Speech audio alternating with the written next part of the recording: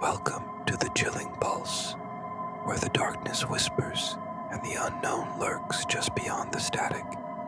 Tonight we bring you not just one, but two terrifying tales. Have you ever heard a scream so chilling, so blood-curdling, that it haunts you for the rest of your life? A scream that echoes in the dark, long after the one who made it is gone. Well, let me take you to a place where such screams are said to never fade. A place known as the Screaming Tunnel of New York. It was a cold, foggy night when I first stood before the entrance of the Screaming Tunnel. The air was damp, carrying the scent of moss and something else. Something rotten. The tunnel itself was old, built of stone, covered in graffiti and decay. It stretched ahead, swallowed by darkness, as if daring me to step inside. I had heard the stories, of course. Legends whispered that a little girl had died here, burned alive, her screams forever trapped within these stone walls. They say if you light a match in the center of the tunnel at midnight, you'll hear her final agonizing scream before a gust of wind snuffs out the flame. I wanted to prove it was just a myth. I stepped forward, my flashlight flickering as if the darkness itself was trying to consume its weak glow. The moment I entered, the temperature dropped. The walls dripped with moisture, and my footsteps echoed unnaturally loud. Each step forward felt heavier, as if the tunnel itself didn't want me there. Then, I heard it. A whisper, faint, almost like a child's breath right behind me. I spun around. Nothing. Just empty darkness. I took a deep breath, pulled out the matchbox and struck a match. The tiny flame flickered, casting long, distorted shadows on the tunnel walls. For a moment, there was silence. Just the sound of my own breathing, fast and shallow. Then came the scream. It started softly, a whimper, then rose into a piercing shriek that filled the tunnel, vibrating through my bones. My match went out instantly, as if someone, had blown it out. I turned and ran. I could still hear the scream behind me, echoing and twisting into something unnatural. My heart pounded as I raced toward the exit, my flashlight flickering wildly. The moment I broke free from the tunnel's grip, the sound stopped. Just like that. The world outside was still. The stars above seemed indifferent to the terror I had just experienced. I looked back at the tunnel's gaping mouth, silent, empty, as if nothing had happened. But I know what I heard. I know something was in there. Days passed, but I couldn't shake the feeling that I had to go back. Maybe I had imagined it. Maybe it was just the wind playing tricks on me. So, against my better judgment, I returned. This time, I brought a friend, someone to prove I wasn't losing my mind. We stood at the tunnel's entrance, flashlights ready. My friend, skeptical, laughed and walked in without hesitation. I followed, my body tense, expecting something, anything, to happen. As we reached the center, I struck another match. My friend scoffed, but then the scream returned. Louder, more furious, as if we had awakened something. The match went out and my friend gasped, finally believing. We turned to run, but this time, something was different. Shadows moved along the tunnel walls, stretching, twisting. A pair of small footprints appeared in the damp ground before us, fresh, as if something unseen had just stepped closer. Even after we escaped, the nightmares began. I would wake up drenched in sweat, hearing faint screams in the distance. My friend refused to talk about what we saw, but I could tell he was shaken. Objects in my room started moving, small things at first. A book falling from the shelf, a chair slightly out of place. Then, one night, I woke up to see my bedroom door wide open when I was certain I had locked it. Desperate for answers, I dug into the history of the tunnel. The story of the little girl was true, at least partly. Some say she was murdered by her own father. Others claim she was running from something unspeakable. One thing was certain. Those who visited the tunnel often reported hearing her scream. Some even claimed to see her shadow lingering just beyond the light. Determined to face my fear, I went back one last time. I brought a digital recorder, hoping to capture evidence. The air felt heavier than before, as if the tunnel itself recognized me. I struck a match. The flame danced for a moment. Then, a shadow formed at the tunnel's far end. A figure, small, motionless, watching. The scream came again, louder than ever, and I bolted out, my heart hammering. When I played back the recording later, I heard a whisper, barely audible beneath the static. It said my name.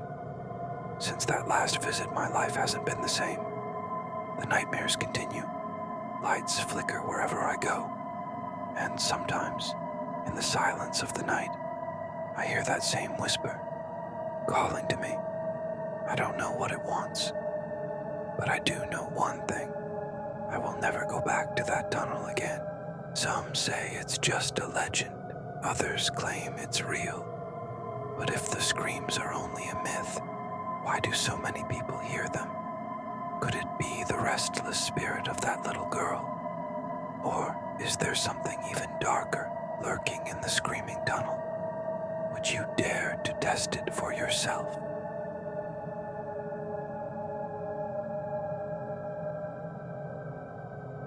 Have you ever stared into a television filled with static and felt like something was staring back at you?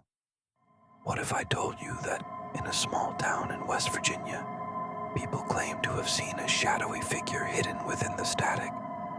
Some say he watches. Others say he waits. But the worst stories claim he follows. This is my story, about the night I saw the man in the static. I had heard the legend before, an old urban myth passed around my town. The story goes that if you watch a dead channel alone at night, you might see a shape moving in the static. Not a trick of the eyes, not interference, something else. At first, it just watches. But if you stare too long, it notices you. And once it does, it doesn't stay in the television. I always thought it was just a creepy story, until the night I saw him myself. It was late, around 2 a.m. I was in my living room, mindlessly flipping through channels. Nothing good was on. Then I hit a dead channel, just static. I was about to change it when something caught my eye. A shadow, deep within the shifting black and white noise. My heart skipped a beat. I told myself it was just my imagination. But then, it moved. At first it was subtle, the shadow shifting, twisting, like something trapped behind a glass wall.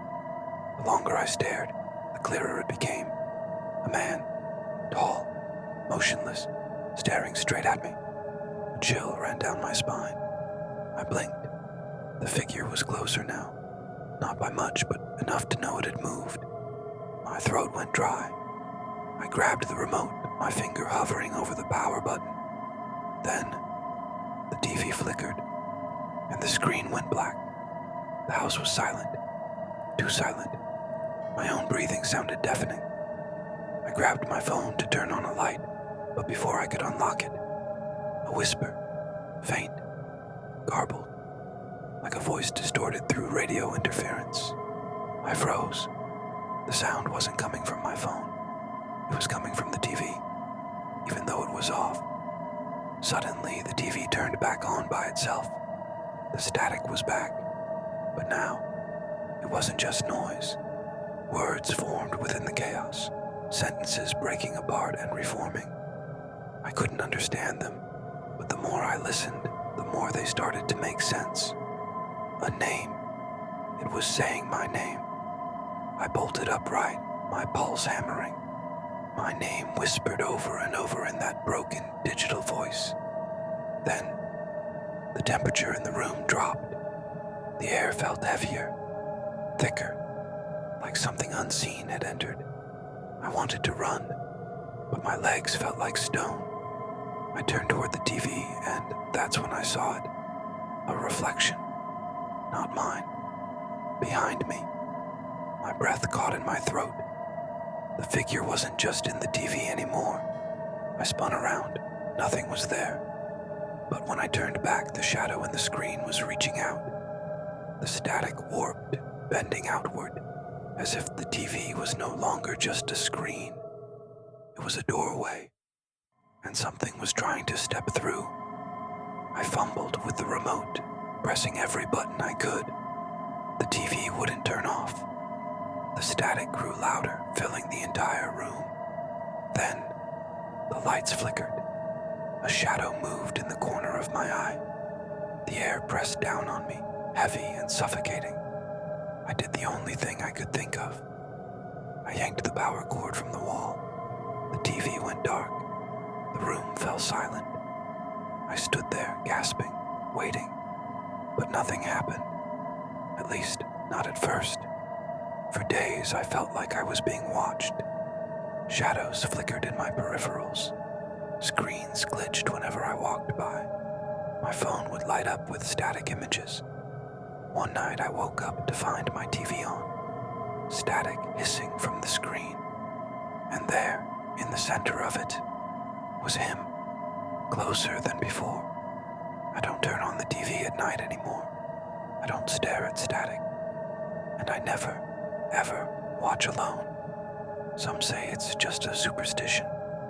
Others believe something unnatural lurks in the old signals of forgotten channels. But if it's all just a myth, then why do so many people claim to have seen him? Would you dare to stare into the static and find out? I thought I was safe. I thought unplugging the TV was enough.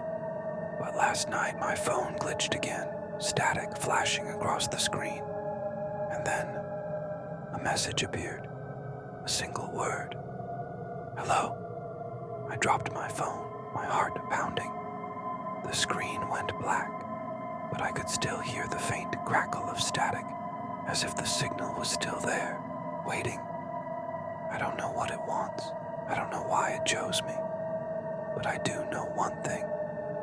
It's still watching. And now I'm starting to wonder if you've listened to this story, if you've imagined him in the static, has he noticed you too?